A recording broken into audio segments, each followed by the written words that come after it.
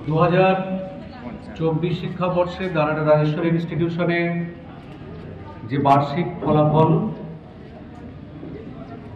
আজ 27শে ডিসেম্বর পূর্ব নির্ধারিত। বিদ্যালয়ের সকল ছাত্রছাত্রী এখানে উপস্থিত হয়েছে। আমরা দেখতে পাচ্ছি অনেক অভিভাবিকাও এসেছেন খুব স্বাভাবিকভাবে। বিদ্যালয়ের তরফ থেকে সবাইকে শুভেচ্ছা জানানো হচ্ছে, সবাইকে স্বাগতম জানানো হচ্ছে। গীতায় বলা আছে যে কর্মণ্যে ওয়াধিকারস্তে মা ফলেষু কদাচন।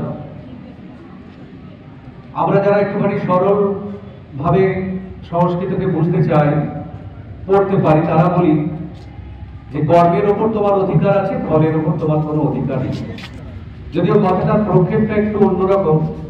সারা বছর ধরে পড়াশোনা করা হয়েছে, অবশ্যই ফল চাই। আর আজকে সেই ফলাফল ঘোষণার দিন। এখন সন্ন্যাসী বাবু দু চার কথা তোমাদের বলবেন।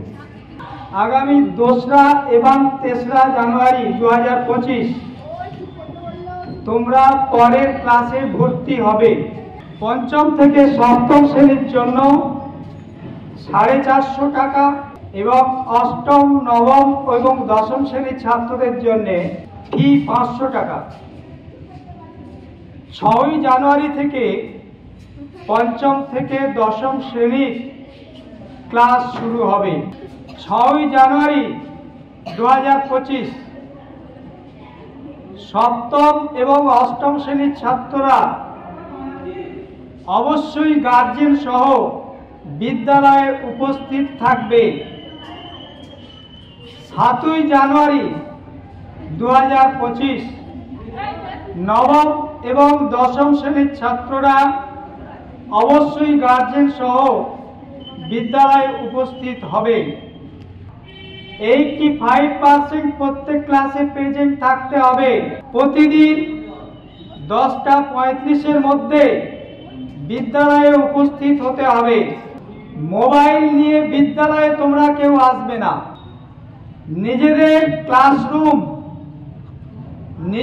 ক্লাসরুম পরিষ্কার পরিচ্ছন্ন রাখতে হবে। প্লাস্টিক নিয়ে বিদ্যালয়ে ক্যাম্পাসে আসবে না এবং বিদ্যালয় ক্যাম্পাসের মধ্যে প্লাস্টিক ফেলবে না। এবছর প্রথম চালু করছি শ্রেণীকক্ষের পরিষ্কার পরিচ্ছন্নতার উপর পঞ্চম থেকে দ্বাদশ শ্রেণী পর্যন্ত প্রথম, দ্বিতীয়, তৃতীয়, চতুর্থ ও পঞ্চমকে আমরা পুরস্কৃত করব। এরপর প্রেসিডেন্ট সাহেবকে আমি একটা কথা বলার জন্য অনুরোধ করছি ছাত্রদের উদ্দেশ্যে। আগামী বছর 6 তারিখ থেকে স্কুলে আসবে। মাথার চুল ভালো করে পরিষ্কার ভদ্রভাবে আসবে, ভালো করে কেটে ভদ্রভাবে স্কুলে আসবে, নচেত আমরা গেটের বাইরে বার করে দেবো। তোমরা জানো বিদ্যালয়ে পড়াশোনা ছাড়াও আরো অনেকগুলি সরকারি প্রজেক্ট চলছে যেগুলো তোমরা গ্রহণ করতে পারো। শিক্ষাশ্রী, ঐক্যশ্রী, সবুজ সাথী এবং মেয়েদের Kanyashree, Oasis, SC ST OBC scholarship 5 থেকে 6, রিত দত্ত 469, 469, সিঞ্চন কুমার 451, ঈশান ঘোষ 442, বিতনু দাস, সৌম্যব্রত ঘোষ, রাজেশ সামন্ত, কৃষ্ণ মাঝি, জয়দীপ ঘোষ, বিশ্বায়ন রায়, সাম্য বসু। ক্লাস 6 থেকে 7 প্রিয়াংশু কুনার 784, সুব্রনীল দে 772, রানা সাসমত 767। 7 থেকে 8 লাবণ্য হোটেল 859, আকাশ দত্ত 853, সৌম্যজিৎ ঘোষ 835। 8 থেকে 9 সৌভাগ্য ঘোষ 888, অর্চিষ্মান ব্যানার্জি 884, স্বপ্নীল পাল 870। ক্লাস 9 থেকে 10 অনির্বাণ ঘোষ 658, শুভদীপ পাল 653, সৌম্যজিৎ পাল 640। শ্রেণীরত্ন মানে কি কেবলমাত্র তারা যারা হাইয়েস্ট নাম্বার পেয়েছে, অর্থাৎ একাডেমিক স্কোর যাদের সবচাইতে বেশি, তারাই কি শ্রেণীরত্ন?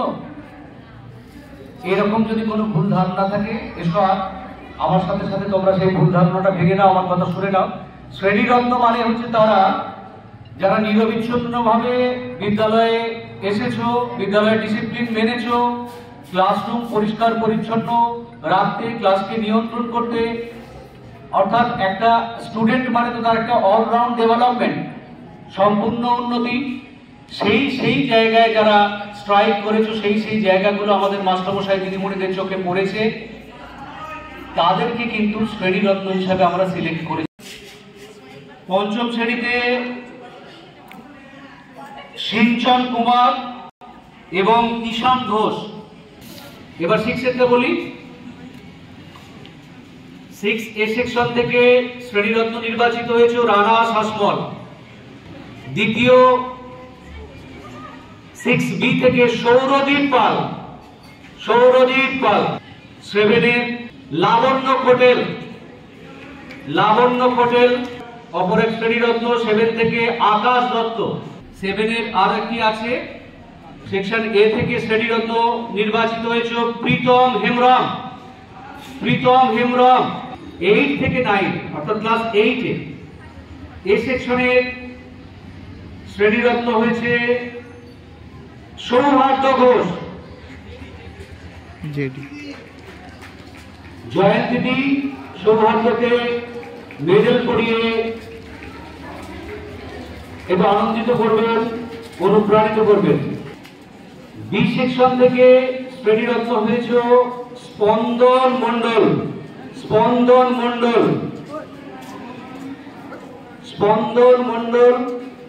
মৌসুমী কোলে ম্যাডাম স্পন্দনের গলায় বিদ্যালয়ের দেয়া মেডেলটা পরিয়ে দিয়ে তাকে অনুপ্রাণিত করবেন।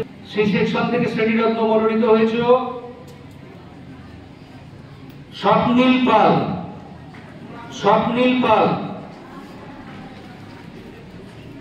স্বপ্নীলের গলায় অনুপবাবু মেডেল পরিয়ে দিচ্ছেন।